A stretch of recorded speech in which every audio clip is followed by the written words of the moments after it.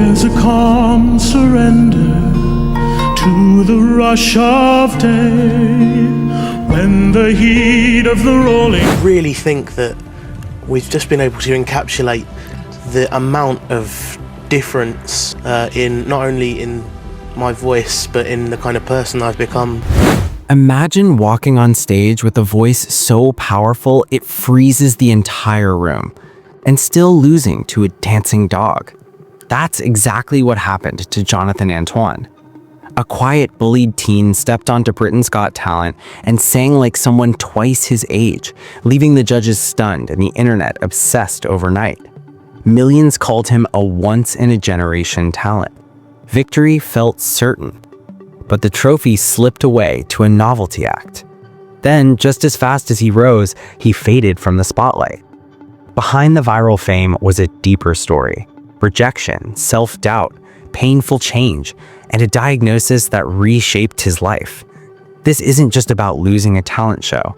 It's about what happens after the applause stops. The BGT moment that changed everything. Some dates quietly pass by. Others rewrite your entire life. March 24th, 2012. That was Jonathan Antoine's day. At just 17, he stepped onto Britain's Got Talent beside 16-year-old Charlotte Giaconelli. They called themselves Jonathan and Charlotte, a classical crossover duo almost nobody expected to take seriously. And honestly, the judges didn't either.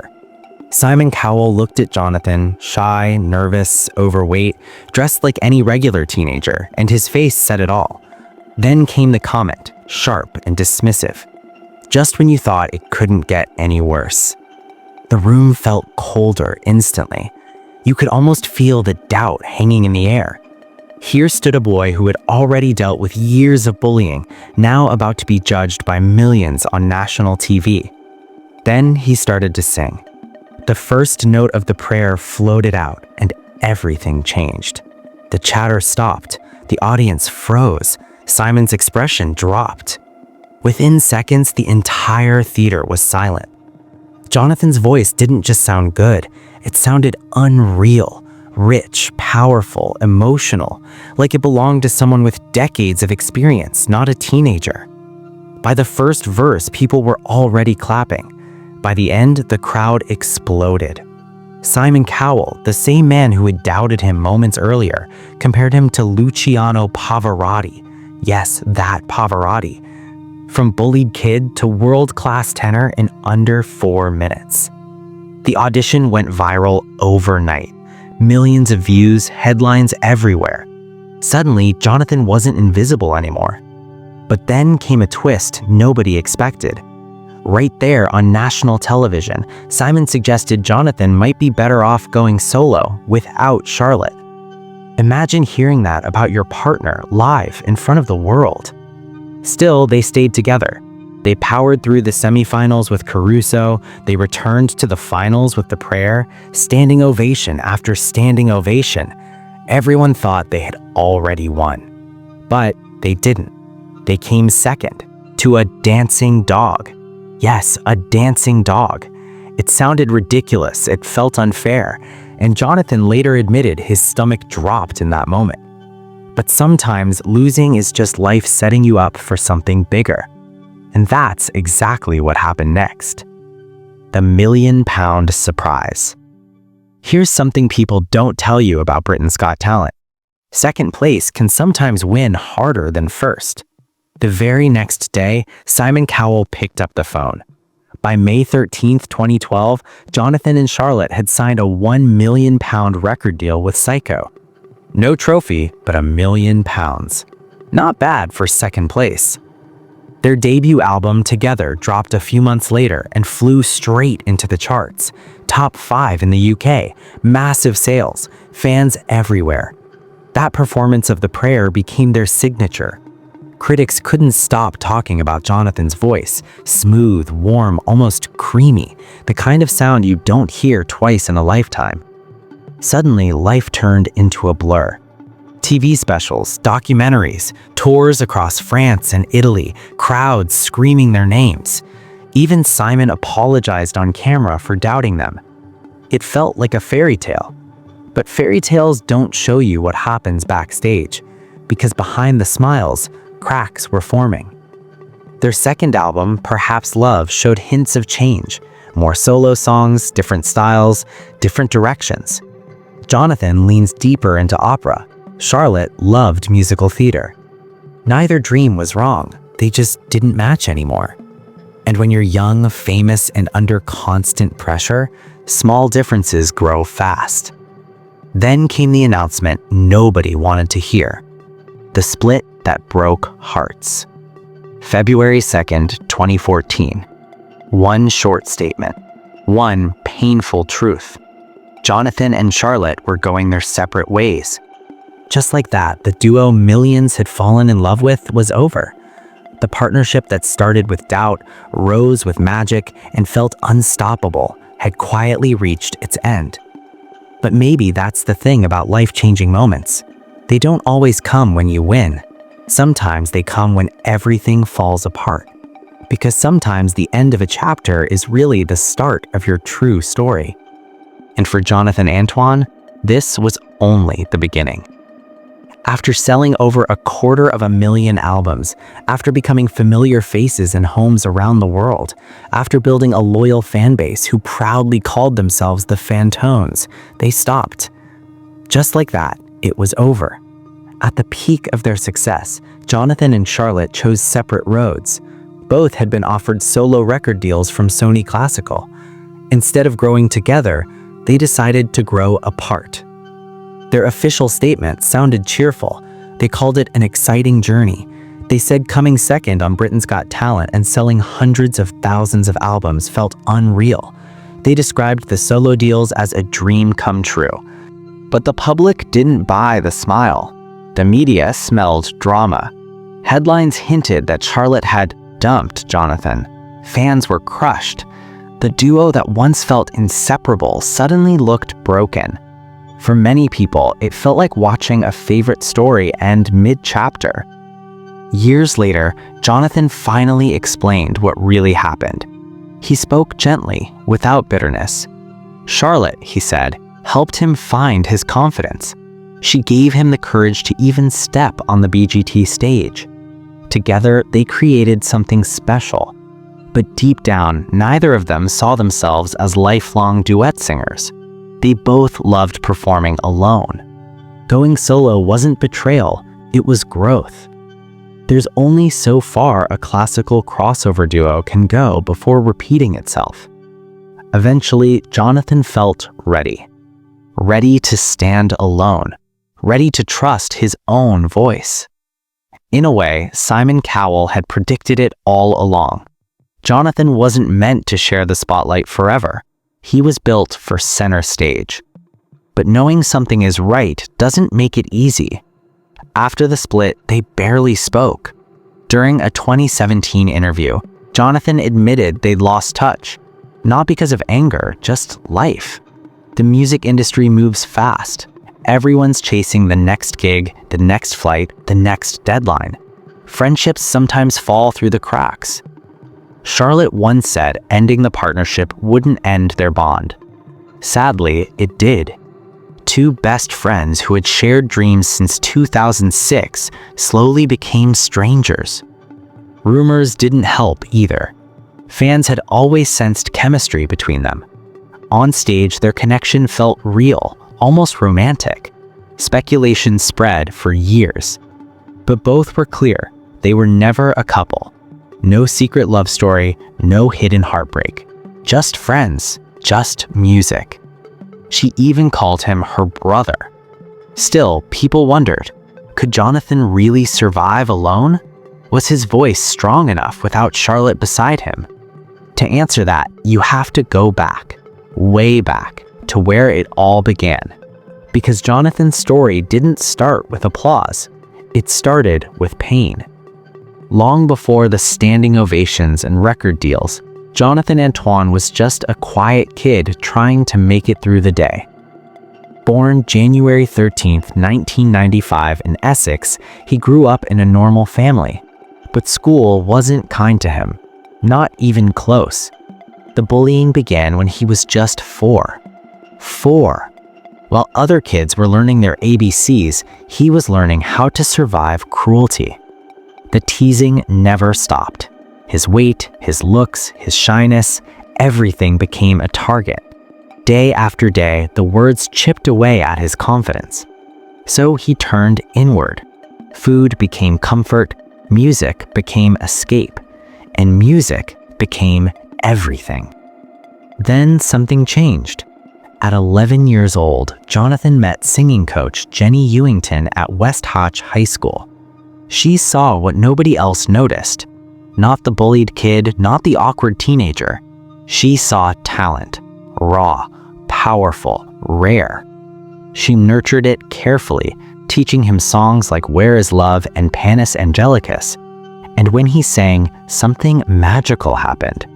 People stopped talking. They listened. Students began whispering about the boy with the incredible voice. By 14, he auditioned for London's top music conservatories. He got accepted into all of them. Every single one. He chose the Royal Academy of Music's junior program, one of the most prestigious paths possible. Then came the moment that shocked everyone. At a major music festival, he performed Bring Him Home from Les Miserables. Score 98 out of 100, the highest in the festival's history. The same boy who had been mocked for being different was now being celebrated for that very difference. From there, the climb only continued. Royal Festival Hall, bigger crowds, stronger confidence. The shy kid was disappearing. A performer was emerging. All those years of pain had quietly built resilience. And that resilience would soon be tested again, because now came the real challenge: going solo. October 13th, 2014, Jonathan released Tenore, his very first solo album. No Charlotte, no safety net, just him. The pressure was enormous. Would fans stay? Would critics care? The answer came fast.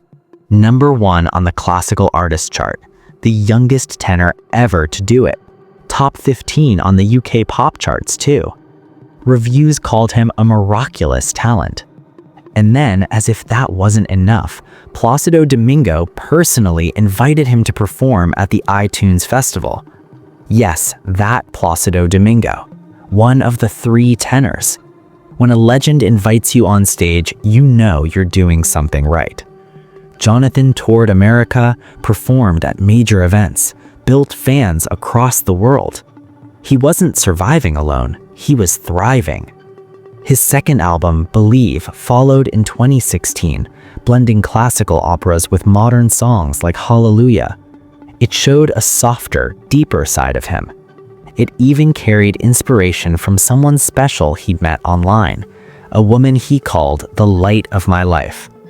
For Jonathan, music wasn't just sound anymore. It was healing. It was growth. It was proof. Proof that the bullied kid didn't disappear.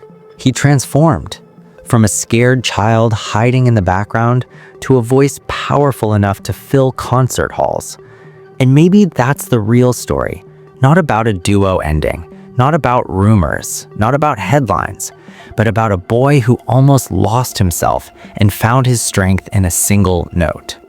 Sometimes the loudest voices come from the quietest beginnings. And Jonathan Antoine?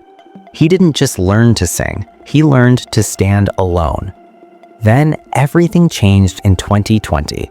Jonathan stepped into a brand new chapter with Going the Distance, a powerful concept album recorded alongside the Royal Philharmonic Orchestra. The show was filmed in Toronto, filled with special guests, and soon became his very first television special in the United States, airing on PBS. It wasn't just another concert, it was a statement. And right in the middle of it, he took a huge risk. For the first time ever, Jonathan recorded Nessun Dorma, one of the hardest songs in all of classical music, the kind of aria that even seasoned opera singers fear. He didn't just sing it, he owned it. His voice sounded different now, deeper, richer, heavier with emotion. The boy people once underestimated was gone. In his place stood a man completely in control of his gift. By then, his solo career was thriving. Albums stacked up, tours sold out across the UK and the US. Crowds filled entire halls just to hear him sing. The same kid Simon Cowell once doubted, now performing to thousands around the world. But while the lights were bright on stage, off stage was another story entirely, because success doesn't silence pain, and Jonathan was carrying more than anyone realized. The darkness behind the voice. Fame didn't erase the past. The bullying he endured as a child never truly left him. Those years of teasing, threats, and humiliation carved deep scars. Even as the applause grew louder, the memories stayed just as strong. Over time, Jonathan began speaking openly about his depression. Not mild sadness, not just a bad day, real crushing depression. Around the time of his Britain's Got Talent debut, he was diagnosed with acute depression, so severe that he once had to cancel a major performance at the Royal Albert Hall. Think about that. Walking away from one of the most famous stages in the world because your mind simply won't let you step out there. That's how heavy it was. And life didn't slow down for him. At 18, he found himself in a deeply unhealthy relationship with someone battling serious mental health issues of her own. It became emotionally draining and painful, adding more weight to a heart already struggling. When it ended, the damage lingered. Still, Jonathan wasn't completely alone. His real anchor was his family. His father, John, a police inspector, his mother, Tracy, and his sister, Charlotte. They stayed close, showing up, cheering him on, holding him steady whenever things felt like too much. They were his safety net, his constant. But here's what makes Jonathan different. He didn't hide. He spoke up. Instead of suffering quietly, he used his voice for something bigger than music. He became a mental health advocate. He joined awareness campaigns, shared his story, even wrote children's books about bullying so kids would know they weren't alone. The boy who once felt powerless was now helping others feel seen. That's strength. Then came another battle, his weight. Food had always been comfort during hard times, and over the years, it caught up with him. But around 2018, something clicked. Enough was enough. Managing a thyroid condition and fueled by new determination, he committed to serious change. Not for looks, for health, for life. But even as his body transformed, there were still questions inside he hadn't answered yet. Questions about why he'd always felt different. The diagnosis that changed everything. April 2nd, 2022. Shortly after turning 27, Jonathan received news that reshaped his entire life. He was diagnosed with autism spectrum disorder. Suddenly, years of confusion started to make sense. The social struggles, the intense focus on music, the feeling of being slightly out of step with everyone else, the difficulty in relationships. It wasn't that something was wrong with him, his brain simply worked differently. And for the first time, he understood himself. The diagnosis was scary, but freeing, like finally finding the missing piece of a puzzle you didn't even know you were solving. It explained why the bullying cut so deep, why certain moments felt overwhelming, why music had always been his safe place. Now he could stop blaming himself. Now he could breathe. And once again, he chose honesty. He shared his diagnosis publicly, hoping it might help someone else feel less alone. Because if his story could light the way for even one person, it was worth it. But the biggest surprise, it wasn't just internal. The world was about to see a completely new Jonathan. And this time, the transformation wasn't just in his voice. It was everything. The transformation that no one saw coming. Between 2020 and 2024, Jonathan Antoine quietly changed his life in a way few people expected. Not with headlines, not with flashy announcements, but with small, daily choices. And those choices added up fast. Over time, he dropped more than 70 pounds, with some reports saying the number was closer to 120. The difference was impossible to ignore. His face grew sharper, his frame slimmer, his energy lighter. But this wasn't some crash diet or quick fix. It was discipline. Every single day, Jonathan walked 10,000 steps, rain or shine. He missed the goal twice. He managed his thyroid condition. He rebuilt his habits. Most importantly, he changed how he thought about food and health. For the first time in years, he felt strong, clear, in control. By 2024, he was around 210 pounds, healthier than he'd been in nearly a decade, and it showed. The same focus he once poured into perfecting his voice, now he poured it into his body. It became almost meditative. And fans noticed, not just the weight loss, but the honesty, the openness, the courage to share the hard days, not just the wins. Because this wasn't about looking good for the world. It was about finally feeling good for himself. So where is Jonathan now? As of 2026, Jonathan calls this chapter a powerful new era, and he means it. He kicked off the year with All of Me, a fresh take on John Legend's classic, blending his rich classical training with modern emotion. It's just a taste of his upcoming album, Speaking to You, which also features bold covers like Sound of Silence and Impossible Dream. He stays connected with his loyal fans, the Fantones, through live streams and social media, teasing new music and sharing pieces of his life. His Christmas album, Christmasland, dropped in late 2024. His career has brought in an estimated $4 million. Not bad for the kid who once got told he'd never make it. Meanwhile, Charlotte found her path in musical theater, performing in West End shows like Sweet Charity and Heaters. Their lives moved in different directions. His former relationship with Michelle Doucet ended quietly. A documentary about his life, Beyond the High C, is reportedly in the works. But maybe what matters most isn't the projects or the money. It's this. Jonathan looks happy. Truly happy. He speaks openly about mental health, autism, and bullying, using his voice for more than just music. He's comfortable in his own skin now, something teenage Jonathan probably never imagined.